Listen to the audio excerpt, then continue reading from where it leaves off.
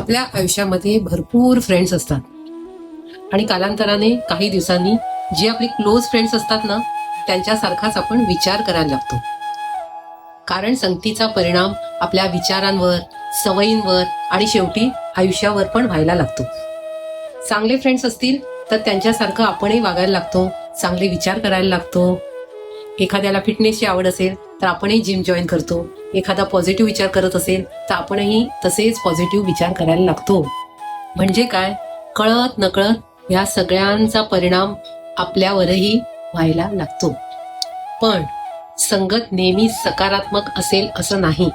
एखाद्या चुकीच्या संगतीमुळे आपणही त्या मार्गाला जायला लागतो. कधी सिगरेट, कधी दारू, कधी ड्रग्ज.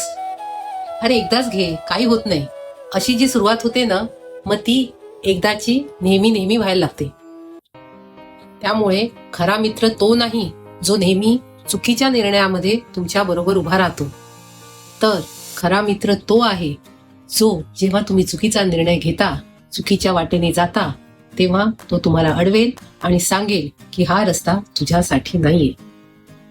त्यामुळे हे लक्षात ठेवा, मित्र फक्त तुमच्या आयुष्याचा एक भाग नसतात, ते तुमच्या आयुष्याची दिशाही ठरवत असतात. त्यामुळे मैत्री करा, भरपूर करा, पण सावधही राहा. कारण तुम्ही कोणाबरोबर चालता ह्यावरून हे ठरतं की तुम्ही कुठे पोचाल. बरोबर बोलते ना मी?